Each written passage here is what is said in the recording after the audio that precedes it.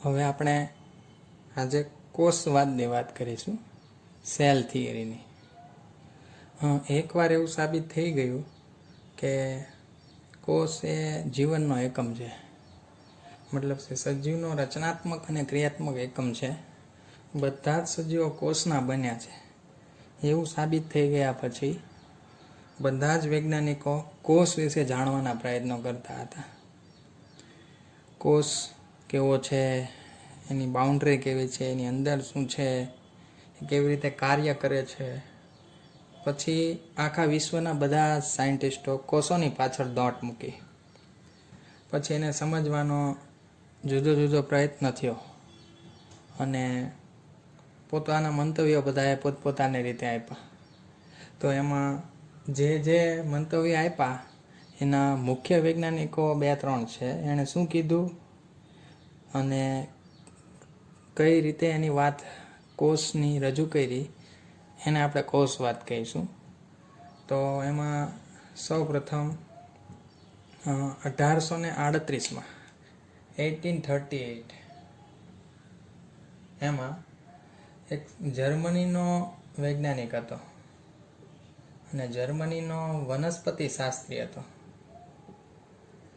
વનસ્પતિ શાસ્ત્રી કોને કહેવાય? કે જે વનસ્પતિ ઉપર અભ્યાસ કરતો હોય. અને એનું નામ છે મેથિસ સ્લીડન. આનું નામ યાદ રાખવાનું છે આપણે, મેથિસ સ્લીડન. સ્લીડન નામનો સાયન્ટિસ્ટ છે, મેથિસ સ્લીડન. એ વનસ્પતિ શાસ્ત્રી હતો, એટલે એણે વનસ્પતિની અંદર ઘણા કાર્યો કર્યા હતા. એણે વનસ્પતિની બધી પેશીઓ જોઈ અને એણે એવું સાબિત કરી બતાવ્યું કે બધી જ વનસ્પતિ છે એ કોષોની બનેલી છે. તો વનસ્પતિ તો સાબિત થઈ ગયું, ચાલો કે કોઈ પણ વનસ્પતિ હશે એ કોષની બનેલી છે. તો આપણે ઘણીવાર આ સાલ પણ પૂછાતી હોય છે. 1838 જર્મનીના વનસ્પતિ શાસ્ત્રી, નામ કોણ? મેથિસ સ્લીડન. એણે વનસ્પતિના અભ્યાસ પરથી સાબિત કરી દીધું કે બધી વનસ્પતિ શેની બનેલી છે? કોષની બનેલી છે. એટલે ચાલો એવું તો ફાઇનલ થઈ ગયું કે વનસ્પતિ કોષની છે. પછી એ જ સમયમાં, મતલબ એની થોડાક આજુબાજુ 1839 આનાથી 1 વર્ષ પાછળ દુનિયાની અંદર બધા વૈજ્ઞાનિકો પોતપોતાની રીતે કામ કરીને પોતાનું રિસર્ચ બધાને બતાવતા હોય. તો એ જ સમયમાં અહીંયા જર્મનીના કામ થયું હતું. તો આ વખતે બ્રિટનમાં એક બ્રિટિશ વૈજ્ઞાનિક હતો અને એ પ્રાણી શાસ્ત્રી હતો. એણે પ્રાણીઓ ઉપર અભ્યાસ કર્યા હતા. તો એ પ્રાણી શાસ્ત્રીએ બહુ બધા પ્રાણીઓનો અભ્યાસ કર્યો અને એના કોષને જોવાનો પ્રયત્ન કર્યો હતો. અને એનું નામ છે થિયોડોર સ્વાન. થિયોડોર સ્વાન. અહીંયા સ્વાન નથી કહેવાનું, સ્વાન એટલે પાછું કૂતરો થઈ જશે. એટલે થિયોડોર સ્વાન. જર્મનીનો વનસ્પતિ શાસ્ત્રી હતો મેથિસ સ્લીડન. એણે વનસ્પતિ ઉપર પ્રયોગો કરીને કીધું કે બધી વનસ્પતિ કોષની છે. જ્યારે આ થિયોડોર સ્વાન છે એ પ્રાણી શાસ્ત્રી હતો બ્રિટિશનો. તો એણે જ પ્રાણીઓ ઉપર નક્કી કર્યું કે બધા પ્રાણીઓ છે ને એ કોષના બનેલા છે. અને એણે તો એ પણ કીધું કે જે કોષ છે ને એની ફરતે કંઈક આવરણ આવેલું છે. અને પ્રાણી કોષની ફરતે જે આવરણ આવેલું હોય એનું નામ પણ આપી દીધું, આપણને ખબર છે, જેને આપણે કોષ રસ પટલ કહીશું. કોષ રસસ્તર પણ કહેવાય અથવા કોષ રસ પટલ, જે શબ્દ વાપરવો હોય તે. એટલે એણે તો ત્યાં સુધીની વાત પણ કરી દીધી કે બધા પ્રાણીઓ કોષના બનેલા છે અને કોષની ફરતે આવરણ હશે, ને આવરણને આપણે કોષ રસ પટલ કહીશું. અને ઉપરાંત એણે પાછું, એ તો પ્રાણી શાસ્ત્રી હતો, એણે પ્રાણી ઉપર તો કામ કર્યું જ, પ્લસ એણે વનસ્પતિની પેશીનો અભ્યાસ કર્યો. વનસ્પતિની અંદર એ પેશીનો અભ્યાસ કર્યો ને એણે એના કોષને જોયો. અને એણે જોયું કે વનસ્પતિ કોષની બાઉન્ડ્રી છે સૌથી બહાર, એમાં કોષરસ સ્તરની ઉપર હજુ બીજું કંઈક છે અને એ નિર્જીવ ઘટકનું બનેલું છે. એને એણે કોષ દિવાલ નામ આપ્યું, સેલ વોલ. તો આ 1839 થિયોડોર સ્વાને એવું સાબિત કરી દીધું કે પ્રાણીઓ પણ કોષના, વનસ્પતિ કોષના બનેલા છે, અને પ્રાણીઓની બહાર કોષરસ સ્તર છે, છેલ્લામાં છેલ્લી બાઉન્ડ્રી, અને વનસ્પતિમાં સૌથી બહારનું સ્તર કોષ દિવાલ છે. તો આટલું સાબિત થઈ ગયું. એનો મતલબ સજીવો આપણી પાસે કયા કયા? વનસ્પતિ અને પ્રાણી. અને વનસ્પતિ અને પ્રાણી બંને સજીવો કોષના બનેલા છે એવું ફાઇનલ થયું. તો એના પરથી આ બંને વૈજ્ઞાનિક પરથી સૌપ્રથમ કોષવાદ આપવામાં આવ્યો. તો કોષવાદનો મુદ્દો ત્યારે કંઈક આવા મુજબનો હતો કે બધા જ સજીવો કોષ અને કોષની નિપજના બનેલા છે. બધા જ સજીવો કોષ અને કોષની નિપજના બનેલા છે, એવો કોષવાદનો એક મુદ્દો હતો પહેલાં. કોષ અને કોષની નિપજ. કોષની નિપજ એટલે કોષે ઉત્પન્ન કરેલા બધા દ્રવ્યો હોય આજુબાજુના તે. તો આ બે વસ્તુનું બનેલું છે એવું કોષવાદ નક્કી થયો. પણ આ કોષવાદ હતો એનો સૌથી મોટો સવાલ કે ચાલો કોષ વિશે તો બધા જાણી લીધું કે બધા સજીવો કોષના બનેલા છે, અને પ્રાણી હોય વનસ્પતિ હોય કોષ કે કોષની નિપજના જ છે. તો હવે ત્યારે સૌથી મોટો પ્રશ્ન એ હતો કે નવા કોષો ક્યાંથી બને? નવા કોષો છે એ ક્યાંથી આવે? ચાલો બધા સજીવ કોષના બનેલા હોય તો આપણામાં નવા કોષો આવે તો એ ક્યાંથી આવે? વિચાર કરો, આ સવાલ ત્યારે બહુ મૂંઝવતો પ્રશ્ન હતો, અને કેટલાય વર્ષો સુધી કોઈને એવી ખબર નથી પડી કે નવો કોષ આવે ક્યાંથી. કોષવાદનો એક મુદ્દો તો આપી દેવામાં આવ્યો કે ભાઈ બધા સજીવો કોષને કોષના નિપજના બનેલા છે, પણ આ સવાલનો જવાબ મળવા માટે ઘણા વર્ષો લાગ્યા. પછી કેટલાય વર્ષો પછી, મતલબ 1855માં આવે શરૂઆત આવી, ત્યાં સુધી બધા સંશોધનો ચાલ્યા. 1855ની અંદર એક વૈજ્ઞાનિક આવ્યો, એણે બધી સોલ્યુશન આપ્યું. એનું નામ આપણે યાદ રાખવાનું છે ખાસ. એનું નામ છે રુડોલ્ફ વિર્સો. રુડોલ્ફ વિર્સો. આ સાયન્ટિસ્ટે જવાબ આપ્યો કે નવા કોષો ક્યાંથી આવશે, અને પછી કોષવાદ છે એ પૂર્ણ રૂપે રજૂ થયો. તો એણે કેવી રીતે સાબિત કર્યું? તો એણે કીધું કે જે નવા કોષો બને છે એ નવા કોષો ક્યાંય ગાયબ થઈને કે ક્યાંય પ્રકટ થતા નથી, પણ એ નવા કોષો એ જૂના કોષો, એના પૂર્વ અસ્તિત્વ ધરાવતા કોષોમાંથી જ ઉત્પન્ન થાય છે. પૂર્વ અસ્તિત્વ ધરાવતા જે કોષ હોય એમાંથી જ નવા કોષો બને. કેવી રીતે? તો ત્યારે એણે સમજાવ્યું કે એક કોષમાંથી જ નવા બે કોષ બનવાની ઘટના છે, એને આપણે કોષ વિભાજન કહીશું. એટલે કોષ વિભાજનની સંકલ્પના રજૂ કરીને નવા કોષો કેવી રીતે બનાવે એનો જવાબ રુડોલ્ફ વિર્સોએ આપ્યો 1855. ત્યારે બધાને ખબર પડી કે નવા કોષો એ પહેલાં આપણા જે પૂર્વ પિતૃકોષો એમાંથી થઈને બે બને ને એમાંથી પાછા નવા સર્જાયા કરે છે. તો કોષવાદનું અંતિમ રૂપ આપવા માટે રુડોલ્ફ વિર્સોની આ સંશોધન ખૂબ અગત્યનું છે. એણે જ કીધું કે ભાઈ નવા કોષો છે એ પૂર્વ અસ્તિત્વ ધરાવતા કોષમાંથી કોષ વિભાજનની ક્રિયાથી બનશે. અને ફાઇનલી કોષવાદના બે મુદ્દા આપવામાં આવ્યા. આ કોષવાદના ફાઇનલ મુદ્દા છે બે. એમાં પહેલો મુદ્દો કે બધા જ સજીવો છે, આ પહેલો મુદ્દો હતો એનો એ તો અહીંયા રાખ્યો જ કે બધા જ સજીવો કોષ અને કોષની નિપજના બનેલા છે. કોષ અને કોષની નિપજના બનેલા છે. આ તો મુદ્દો હતો જ, એમાં એક બીજો નવો ઉમેરી દીધો. કયો? કે ભાઈ નવા કોષો કેવી રીતે બને તેની વાત. અને બીજો મુદ્દો કંઈક આવો લખ્યો કે ભાઈ બધા જ કોષોનું સર્જન, તો નવા કોષોનું સર્જન એ પૂર્વ અસ્તિત્વ ધરાવતા કોષમાંથી જ થશે. પૂર્વ અસ્તિત્વ ધરાવતા કોષમાંથી કોષ વિભાજન દ્વારા થશે. કઈ ઘટનાથી થશે? કોષ વિભાજનથી થશે.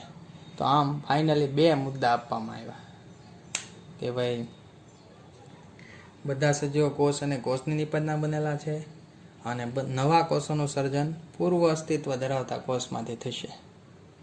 તો આ કોષવાદનું ફાઇનલ સ્વરૂપ. તો કોષવાદ પૂછાય તો એના બે મુદ્દા, એમાં કયા કયા વૈજ્ઞાનિકનો ફાળો? તો સૌ પ્રથમ 1838માં જર્મનીના વનસ્પતિ શાસ્ત્રી મેથિસ લીડન એણે વનસ્પતિ કોષની બનેલી છે એવું કીધું. 1839માં પ્રાણીશાસ્ત્રી થિયોડર સ્વોન એને પ્રાણી કોષના બનેલા છે એવું કીધું, અને પ્રાણી કોષની સૌથી બહાર કોષરસ સ્તર છે એવું કીધું. આ ઉપરાંત તેને વનસ્પતિ કોષની સૌથી બહારની જે બાઉન્ડ્રી છે કોષ દિવાલ છે એવું પણ કીધું. અને આ કોષ દિવાલ પ્રાણીમાં નથી એવું પણ એણે કીધું, વનસ્પતિમાં જ હોય, પ્રાણીમાં નથી. એટલે આ બેના સંશોધન પરથી કોષવાદનો એક મુદ્દો પહેલાં એક જ હતો કે બધા જ સજીવો કોષ અને કોષની નિપજના બન્યા, પણ નવા કોષો ક્યાંથી બને એનો સવાલનો જવાબ મળ્યો નહીં. પછી 1855માં રુડોલ્ફ વિર્સો નામનો સાયન્ટિસ્ટ આવ્યો, અને રુડોલ્ફ વિર્સોએ સાબિત કરી બતાવ્યું કે નવા કોષો એ પૂર્વ અસ્તિત્વ ધરાવતા કોષમાંથી જ કોષ વિભાજન દ્વારા બનશે.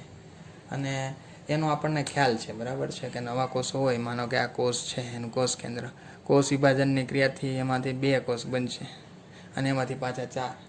તો આવી રીતે એણે સાબિત કરી બતાવ્યું. એટલે કોષવાદનું ફાઇનલ સ્વરૂપના 2 મુદ્દા. મુદ્દો નંબર 1, બધા જ સજીવો કોષ અને કોષની નિપજના બનેલા છે. અને મુદ્દો નંબર 2 કે નવા કોષોનું સર્જન પૂર્વ અસ્તિત્વ ધરાવતા કોષમાંથી જ અને કોષ વિભાજનની ક્રિયા દ્વારા થશે. આમ કોષવાદ સેલ થિયરીના 2 મુદ્દાઓ અત્યારે બધા એને એક્સેપ્ટ કરે છે. તો તમારે આ નામ, સાયન્ટિસ્ટના નામ અને ઈસવીસન આ સાલ છે એ પણ યાદ રાખવાની રહેશે. તો થિયરીમાં ઘણીવાર પૂછાતું હોય છે અને એમસીક્યુમાં ખૂબ મહત્વનું છે. હવે આપણે કોષનું વિહંગાવલોકન કરીશું, ઓવરવ્યૂ લઈશું કોષનું, કે કોષ વિશે આપણે કેટલું જાણીએ છીએ અને કેટલુંક નવું ઉમેરીશું, બરાબર. હવે આપણને બધાને ખબર છે કે બધી વનસ્પતિ અને બધા પ્રાણીઓ કોષના બનેલા છે, મતલબ બધા સજીવો કોષના બનેલા હશે. અને કોષની સૌથી બહાર વનસ્પતિમાં કોષ દિવાલ છે, અને પ્રાણી છે તેમાં પ્રાણી કોષમાં કોષ દિવાલ નથી, એમાં તો કોષરસ સ્તર જ છે. અને કોષની વચ્ચે કોષ કેન્દ્ર આવેલું હોય છે એટલો આપણને ખ્યાલ છે. તો એની સિવાય આપણે વનસ્પતિ અને પ્રાણી કોષને જો ભણવા હોય તો આપણે આગલા ધોરણમાં આવી ગયું છે કે લાક્ષણિક વનસ્પતિ કોષ તરીકે આપણે ડુંગળીનો અભ્યાસ કર્યો છે. કે ડુંગળીનો આપણે સ્તર લેતા હતા અને એમાં ખાના ખાના જેવું દેખાતું હતું. તો જ્યારે આપણે પણ અહીંયા લેબમાં વનસ્પતિ કોષનો અભ્યાસ થાય લાક્ષણિક વનસ્પતિ કોષ તરીકે, ત્યારે ડુંગળીનો કોષ લેવાનો છે.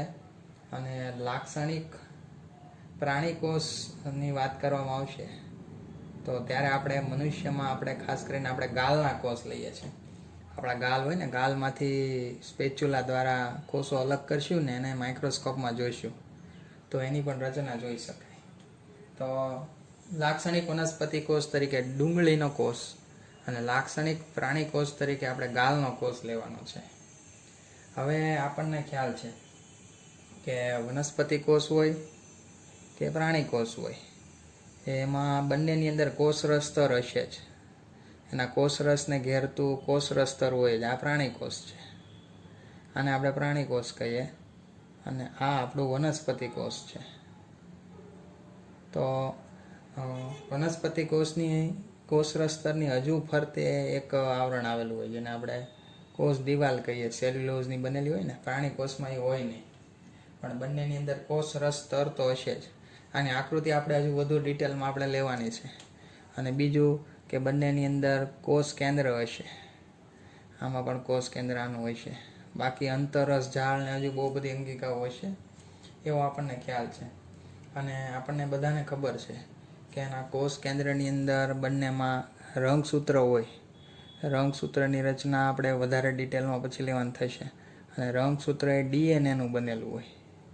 આ ડીએનએ વિશે આપણને ખ્યાલ છે કે ડીએનએમાં જ બધું ભર્યું છે. જનીનિક માહિતી આપણા જનીનનો ડીએનએ ગણાય. અને ડીએનએને વાળીને બનાવેલી લચ્છી એટલે રંગસૂત્ર. અને મનુષ્યમાં આપણને ખબર છે 23 જોડ રંગસૂત્ર આવેલા હોય. એટલે કોષ કેન્દ્ર છે એમાં જનીનો દ્વારા આખા કોષની બધી ક્રિયાનું નિયંત્રણ કોષ કેન્દ્ર દ્વારા થશે. અને વનસ્પતિ પ્રાણી કોષની અંદર બંનેમાં કોષ કેન્દ્ર તો છે જ, એ આપણને ખ્યાલ છે. પણ હવે આપણે સૌથી અગત્યની બાબત એ સમજવાની છે કે કોષો જનીનિક રીતે જોઈએ ને તો બે પ્રકારના કોષો જોવા મળે છે. કોષો આમ જનીનિક રીતે લઈશું ને તો બે પ્રકારના, એક આદિ કોષ કેન્દ્રી કોષ, આદિ કોષ કેન્દ્રી કોષ, અને બીજો સુકોષ કેન્દ્રી કોષ, સુકોષ કેન્દ્રી કોષ, કોષ કેન્દ્રી કોષ. હવે આદિ કોને કહીશું ને સુકોષ કેન્દ્રી કોને કહીશું, આદિ અને સુકોષ એ આપણે અહીંયા ખાસ ધ્યાન આપજો. એકવાર એવું સમજી લો કે પછી એને બીજી વાર પછી જ્યારે પણ MCQમાં આવે ત્યારે આપણે ક્લિયર થાય. હવે એવું કહેવાય છે કે સૌ પ્રથમ છે ને આદિકોષ કેન્દ્રી આવ્યા ઉદ્વિકાસમાં, પછી સુકોષ કેન્દ્રી આવ્યા. આદિનો મતલબ એકદમ જૂનું, તો આદિ એનું કોષ કેન્દ્ર છે ને એકદમ આદિ પ્રકારનું હોય છે. આદિકોષ કેન્દ્રી છે એને એનું ઉદાહરણ આપણે લઈએ. એનું ઉદાહરણ છે બેક્ટેરિયા. બેક્ટેરિયા છે એ આવી રીતનો આકાર ધરાવશે, માનો કે ઇકોલાઈ આવું હોય. હવે એમાં એનું કોષ કેન્દ્ર ન હોય, તમને ખબર હોય તો, પણ એની અંદર એનું જનીનદ્રવ્ય હોય ને, આ આપણે જનીનદ્રવ્ય આની અંદર હોય ને એની આજુબાજુમાં કોષ કેન્દ્રના બે પડ હોય. જ્યારે આનું જનીનદ્રવ્ય આમ છૂટું દોરીના ગૂંચળાની જેમ ફરતું હોય, એની આજુબાજુમાં કોષ કેન્દ્ર પટલ હોય નહીં. એટલે એકદમ આદિ પ્રકારનું કોષ કેન્દ્ર કહેવાય. આમ તો કોષ કેન્દ્ર કહેવાય જ નહીં, એને આપણે ન્યુક્લિયોઇડ કહીશું. ન્યુક્લિયોઇડ એટલે રંગસૂત્રનું જનીનદ્રવ્યનું ગૂંચળું, એને આપણે ન્યુક્લિયોઇડ કહીશું. એની ફરતે કંઈ કોષ કેન્દ્રનું પટલ હોય નહીં. અને પ્રાણીઓમાં તો શું હોય, રંગસૂત્ર અંદર હોય ને એમાં કોષ કેન્દ્ર હોય, કોષ કેન્દ્રની ફરતે કોષ કેન્દ્ર પટલ હોય. વનસ્પતિમાં હોય. એટલે આ બે કોષોને સુકોષ કેન્દ્રી કહીશું.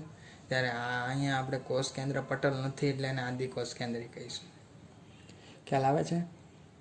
તો જ્યારે એકદમ પ્રાથમિક પ્રકારનું કોષ કેન્દ્ર કે જેમાં કોષ કેન્દ્ર પટલનો અભાવ હોય એવા કોષને આદિકોષ કેન્દ્રી કહીશું. આદિકોષ કેન્દ્રીમાં કોષ કેન્દ્ર પટલ નથી, એનો મતલબ કે એની પાસે સુવિકસિત કોષ કેન્દ્ર છે જ નહીં. અને આની પાસે સુકોષ કેન્દ્રી કોષો પાસે સુવિકસિત કોષ કેન્દ્ર હશે. આનું કોષ કેન્દ્ર આપણે સરખી રીતે લઈએ તો આની અંદર એના રંગસૂત્ર હશે, જનીનો હશે, અને કોષ કેન્દ્રમાં ઘણા બધા રંગસૂત્રો ઉપરાંત એની આજુબાજુમાં કોષ કેન્દ્રના બે પડ હશે. એટલે આનું સુવિકસિત કોષ કેન્દ્ર છે.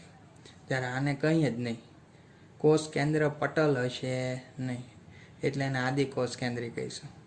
ખ્યાલ આવે છે? તો આદિકોષ કેન્દ્રી અને સુકોષ કેન્દ્રીમાં ખાસ ધ્યાન રાખવાનું છે. અને બાકી તો અહીંયા કોષરસ હશે. વનસ્પતિ કોષમાં કોષરસ હોય, પ્રાણી કોષમાં કોષરસ હોય, આદિકોષ કેન્દ્રીમાં પણ કોષરસ હશે. એનો મતલબ એવો થયો કે કોષના બે પ્રકાર, આદિકોષ કેન્દ્રી અને સુકોષ કેન્દ્રી. અને આદિકોષ કેન્દ્રીની અંદર બેક્ટેરિયા અને બીજા ઘણા આવશે, એને આપણે ડિટેલમાં લઈશું. અને સુકોષ કેન્દ્રી કોષની અંદર વનસ્પતિ કોષ બી આવશે અને પ્રાણી કોષ બી આવશે. અને નાના ધોરણની અંદર આગળ આપણે ભણી ગયા છે વનસ્પતિ કોષ અને પ્રાણી કોષની આકૃતિ અને એના તફાવત, જો કે એ પણ આપણે લઈશું. પણ હાલ તો આપણે આદિકોષ કેન્દ્રી અને સુકોષ કેન્દ્રીનો તફાવતનો ખ્યાલ આવવો જોઈએ. આદિકોષ કેન્દ્રી અને સુકોષ કેન્દ્રી ફરીથી સમજાવું છું. આદિકોષ કેન્દ્રી સજીવો છે એમાં એના જનીન દ્રવ્યની આજુબાજુ કોષ કેન્દ્ર પટલનો અભાવ હોય છે. એની પાસે કોષ કેન્દ્ર પટલ છે નહીં. જ્યારે અહીંયા તો કોષ કેન્દ્ર પટલ બે પડવાળું છે. આની પાસે કોષ કેન્દ્ર પટલ તો બે પડવાળું છે, બરાબર છે. આની પાસે છે, વનસ્પતિ કોષ પાસે પણ છે અને પ્રાણી કોષ પાસે પણ છે. આ બે પાસે બે પડવાળા છે. એટલે આ બંને સુકોષ કેન્દ્રી કહેવાય. જ્યારે આદિકોષ કેન્દ્રીની આજુબાજુમાં કોષ કેન્દ્ર પટલ છે નહીં, એટલે એને આદિ કહીશું. કોષ કેન્દ્ર એનું આદિ આર્યું, બરાબર. બેક્ટેરિયાનું અત્યારે ખાલી ઉદાહરણ લઈશું, બીજા ઉદાહરણ આપણે પછી લેવાના થશે. તો એમને એનું જનીન દ્રવ્ય આમ હશે ઢગલો દોરીના ગૂંચળાની જેમ, અને આમાં તો વ્યવસ્થિત રંગસૂત્ર સ્વરૂપે હશે એનું જનીન દ્રવ્ય, અને આજુબાજુમાં કોષ કેન્દ્ર પટલ હશે. હવે બાકી વાત રહી અહીંયા પ્રાણી કોષમાં સૌથી બહાર કોષરસ સ્તર હશે. વનસ્પતિમાં કોષરસ સ્તરે હશે અને એની બહાર કોષ દિવાલે હશે, એ તો આપણને ખ્યાલ છે. હવે કોષ રસનું કાર્ય, હવે આ કોષ રસ છે ને અર્ધ તરલ આધારક છે. અર્ધ તરલ એટલે પાણી જેવું એની અંદર બધી અંગિકાઓ તરતી હોય.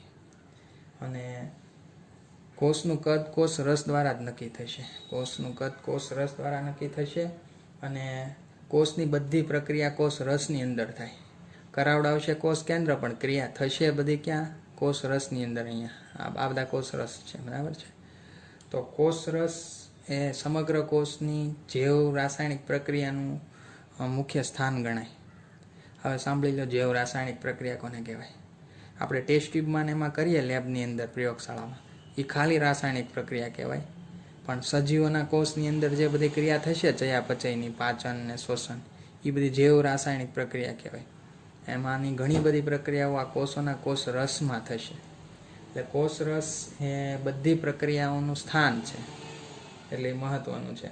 અને એટલે જ કોષ જીવતો રહે. જો આની બધી પ્રક્રિયાઓ કોષ રસમાં થતી હશે, એ બંધ થઈ જશે તો કોષ મૃત્યુ પામે.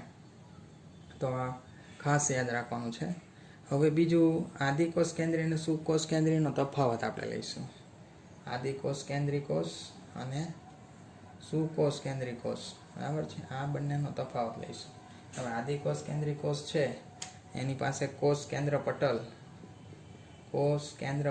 છે નહીં, એટલે એની પાસે સુવિકસિત કોષ કેન્દ્રનો પણ અભાવ કહેવાય. ત્યારે આની પાસે તો કોષ કેન્દ્ર પટલ છે, બરાબર. એટલે એ સુકોષ કેન્દ્રી કહીશું. આની પાસે નથી, એટલે આદિકોષ કેન્દ્રી. આ એક મુખ્ય મુદ્દો થયો. બીજી વાત કરીએ કે આપણે સુકોષ કેન્દ્રીમાં ભણી ગયા કે કોષ કેન્દ્ર સિવાય એની પાસે કેટલી બધી અંગિકાઓ હશે. આની પાસે બધી જ પટલમય અંગિકા છે, બેવડા પટલવાળી, કોઈક એકલા પટલવાળી. એટલે પટલમય અંગિકાઓ આની પાસે હશે. આના અંગિકાઓ કોને કહેવાય? આ તમને ખ્યાલ હશે, આપણે અગાઉના ધોરણમાં ભણી ગયા. એની અંદર કોષ રસ જાળ એ અંગિકા કહેવાય. એની સિવાય કણાભસૂત્ર, જો કણાભસૂત્ર વનસ્પતિ પ્રાણી બંને હોય. એની સિવાય હરિતકણ, એ પણ અંગિકા કહેવાય. હરિતકણ પછી એની સિવાય લાઇસોઝોમ, આ બધી અંગિકાઓ છે જે એકાદ પટલ. રસદાની વનસ્પતિ છે, તેમાં મોટી રસદાની છે. ગોલ્ગીકાય, આ બધી અંગિકાઓ છે એ પટલવાળી છે. આ બધી અંગિકાઓ સુકોષ કેન્દ્રી પાસે હશે આમાં. જ્યારે આદિકોષ કેન્દ્રી પાસે કોઈ અંગિકા છે નહીં. પટલમય એક પણ અંગિકા છે નહીં. એટલે પટલમય અંગિકાનો અભાવ છે આની પાસે. આની પાસે પટલમય અંગિકાઓ છે નહીં. જ્યારે આની પાસે પટલમય અંગિકાઓ બધી હોય, કોષ કેન્દ્ર સિવાય પાછી પ્લસમાં આટલી હશે, ત્યારે આની પાસે હશે નહીં. આ સૌથી મોટો તફાવત છે, આ યાદ રાખજો, આદિકોષ કેન્દ્રી અને સુકોષ કેન્દ્રીનો. તો આદિકોષ કેન્દ્રી પાસે છે શું? આ કોષરસ અને આ જનીનનું, મતલબ એના જનીન દ્રવ્યનું ગૂંચળું, અને એક અંગિકા છે એની. કઈ અંગિકા એની વાત કરીએ? અને આની પાસે તો બધું જ છે, બરાબર. એટલે એને સુકોષ કેન્દ્રી કહીશું. કોષ કેન્દ્ર સુવિકસિત અને ઉપરાંત બધી અંગિકાઓ, અને એના દ્વારા એ કાર્ય કરશે. અને બીજું, હવે બેમાં આની અંદર ખાલી એક જ અંગિકા છે, અને એ તે પટલ વગરની છે. પટલમય વગરની અંગિકા રિબોઝોમ. અને રિબોઝોમ તો આપણી પાસે હોય, સુકોષ કેન્દ્રીમાં પણ રિબોઝોમ છે. પણ એ બેના રિબોઝોમમાં થોડોક તફાવત છે. આના રિબોઝોમ છે એ હમણાં આપણે ડિસ્કસ નહીં કરીએ, પણ આ 70S પ્રકારના છે, એટલું યાદ રાખજો. આ S શું છે એની વાત કરીશું, રિબોઝોમના પ્રકાર. અને આપણામાં 80S પ્રકારના. પણ બંનેની અંદર કોમન હોય એવી અંગિકા કઈ છે? રિબોઝોમ. એટલા માટે છે કે આ અંગિકા છે ને પટલ વગરની છે. ઘણીવાર સવાલ પૂછાય છે કે કઈ પટલ વગરની અંગિકા આદિકોષ કેન્દ્રી અને સુકોષ કેન્દ્રી બંનેમાં જોવા મળશે? તો એનો જવાબ આવશે રિબોઝોમ. કેમ કે રિબોઝોમ પટલ વગરની છે. આદિકોષ કેન્દ્રીમાં પટલવાળી અંગિકા તો એકેય હોવાની નથી.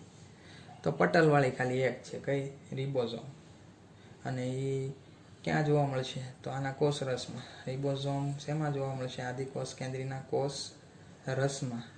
અને સુકોષ કેન્દ્રીમાં તો રિબોઝોમ ક્યાં હોય? તમને ખબર છે, અહીંયા પેલું અંતરસ ઝાડ હોય ને એની ઉપર હોય. તો સુકોષ કેન્દ્રીની અંદર અંતરસ ઝાડ ઉપર હોય, એટલે એને આપણે ખડબચડી અંતરસ ઝાડ કહીશું. એની સિવાય કણાભસૂત્રને પણ પોતાના અલગથી રિબોઝોમ હોય, આના પર્સનલ રિબોઝોમ હશે. અને એની સિવાય હરિતકણ પાસે પણ પોતાના પર્સનલ રિબોઝોમ છે. તો બંને પાસે કોમન હોય એવી અંગિકા કઈ છે? રિબોઝોમ. રિબોઝોમ ને પટલ છે નહીં. આદિકોષ કેન્દ્રીની અંદર ખાલી કોષરસમાં જ રિબોઝોમ છૂટા પડતા હોય, જ્યારે સુકોષ કેન્દ્રીની અંદર રિબોઝોમ અંતરસ જાળ ઉપર ચોંટેલા હોય. કણાભસૂત્રને પોતાના રિબોઝોમ હોય અને હરિતકણને પણ પોતાના રિબોઝોમ હોય. આ ખાસ યાદ રાખવાનું. આ અંતરસ જાળ છે ને, આપણે ભણીશું ને ત્યારે લઈશું. અંતરસ જાળના 2 પ્રકાર હોય, લીસી અને ખડબચડી. તો જે ખડબચડી અંતરસ જાળ છે ને, એની ઉપર જ રિબોઝોમ હોય, એટલે જ એને આપણે ખડબચડી કહીશું. તો આ કોષનું બધું વિહંગાવલોકન ચાલે છે. એમાં આપણે વનસ્પતિ અને પ્રાણી કોષની વાતના તો મુદ્દા તફાવતના લઈશું જ પછી. પણ આપણને ખબર છે એવું કેટલું ખબર છે કે વનસ્પતિ કોષમાં કોષ દિવાલ હોય, આમાં છે નહીં. આની પાસે તારા કેન્દ્ર છે પ્રાણી પાસે, વનસ્પતિ કોષ પાસે તારા કેન્દ્ર છે નહીં. વનસ્પતિ કોષ પાસે મોટી રસધાની હોય, આની પાસે ના હોય અથવા તો નાની નાની હોય, એ આપણને ખબર છે. અને સૌથી મહત્વનું આજે આપણે ભણ્યા હોય તો આદિકોષ કેન્દ્રી અને સુકોષ કેન્દ્રી. તો આ 2 સુકોષ કેન્દ્રી કોષો છે અને આ આદિકોષ કેન્દ્રી કોષો છે. તો આદિકોષ કેન્દ્રી કોષોનો મેઇન આદિનો મતલબ એવો થાય કે એનું જનીન દ્રવ્ય છૂટું ફરે છે, એને પેક રાખતું કોષ કેન્દ્ર પટલ નથી, મતલબ એને કોષ કેન્દ્ર છે નહીં. આની પાસે કોષ કેન્દ્ર પટલ છે 2 પડવાળો સુકોષ કેન્દ્રીને, એટલે આપણે એને સુકોષ કેન્દ્રી પ્રાણી કહીશું, સુકોષ કેન્દ્રી કોષ કહીશું. બીજું કે આની પાસે કોઈ પટલવાળી અંગિકા નથી. આની પાસે તો કોષ કેન્દ્ર સિવાય આટલી બધી પટલવાળી અંગિકાઓ છે, કોઈક 1 પટલની, કોઈક 2 પટલની. તો હવે આની પાસે રહ્યું શું? બંનેમાં કોમનલી હોય એવું એક રિબોઝોમ જ છે. રિબોઝોમ પટલ વગરની અંગિકા છે. તો અહીંયા રિબોઝોમ 3 જગ્યા પર છે, અહીંયા ખાલી 1 જ જગ્યા પર છે, એટલું યાદ રાખવું. અને આદિકોષ કેન્દ્રી એ પૃથ્વી પર આમ તો પહેલાં આવ્યા છે એવું ગણાય છે. અને સુકોષ કેન્દ્રી એકદમ સુવિકસિત છે વનસ્પતિ અને પ્રાણી. તો કોષના વિહંગ અવલોકનમાં MCQ માટે આ બધી અને આ તફાવત ઘણી વખત પૂછાતો હોય તો યાદ રાખવાનો છે.